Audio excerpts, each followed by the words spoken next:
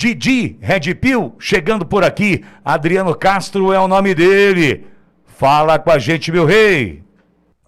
Ontem a Malu Gaspar nos trouxe mais uma bomba. Ela disse que o Vorcaro escreveu para o ministro Alexandre de Moraes no dia que foi preso. Ele perguntou: conseguiu bloquear? E a pergunta que não quer calar, a pergunta que todos se fazem hoje é: bloquear o quê? Ao que é que o Vorcaro estava se referindo? Bom, parece que o Caio Junqueira da CNN acertou em cheio. Ele disse que esse tal desse bloqueio era para o ministro Alexandre de Moraes bloquear a prisão do Vorcaro. Pelo menos é isso que está dizendo o próprio Caio Junqueira. Aí, se não, vejamos.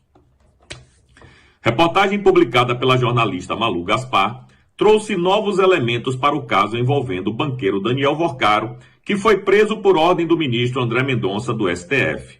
As mensagens divulgadas mostram conversas atribuídas a Vorcaro, nas quais ele menciona um possível bloqueio dentro do tribunal, o que abriu debate sobre a interpretação desse texto.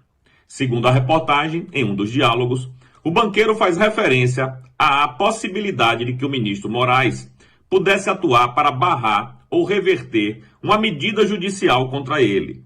A menção ao bloqueio passou a ser interpretada por analistas e comentaristas políticos como uma eventual expectativa de Vorcaro de que as decisões no STF pudessem impedir ou suspender a sua prisão. Especialistas em direitos, ouvidos por veículos de imprensa, afirmam que, em tese, ministros do STF podem interferir em decisões dentro da própria corte por meio de recursos, pedidos de vista, decisões monocráticas ou redistribuição de processos, dependendo da estrutura do inquérito ou da ação. Por isso, a interpretação de que um ministro poderia bloquear uma decisão de outro não é impossível do ponto de vista processual, mas dependeria de circunstâncias específicas do caso. Até o momento, porém, não há confirmação oficial de que Alexandre de Moraes tenha adotado qualquer medida para impedir ou revisar a ordem de prisão determinada por André Mendonça. As mensagens reveladas apenas indicariam uma percepção ou expectativa atribuída a Vorcaro. A divulgação dos diálogos ampliou a pressão política em torno do caso e deve-se alimentar novas discussões sobre os bastidores do STF e as relações entre empresários investigados e autoridades do judiciário. Enquanto isso, a defesa de Daniel Vorcaro ainda não se pronunciou detalhadamente sobre o conteúdo dessas mensagens divulgadas. Enfim, a bomba foi solta ontem pela Malu Gaspar e existem interpretações diversas para o que seria bloquear, o que seria esse pedido de bloqueio. Como eu mostrei aqui, segundo o Caio Junqueira, parece que era para bloquear a própria prisão dele, mas evidentemente, como todo mundo sabe, isso não aconteceu.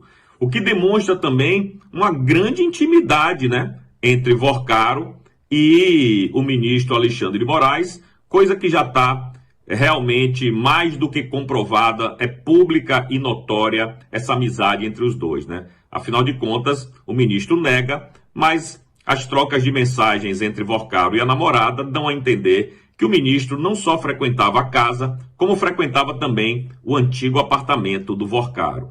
Ou seja, eles sim são amigos e não tem mais como negar uma coisa dessas. E aí era um amigo pedindo ao outro amigo que liberasse ele da cadeia. Mas, infelizmente para o Vorcaro, isso não deu certo. É isso, meus amigos. Não deixem de se inscrever no meu canal, o Didi Red Pill, e também o Didi RP2 no YouTube. Eu vou ficando por aqui. Um bom e abençoado final de semana para todo mundo. A gente se vê na segunda-feira.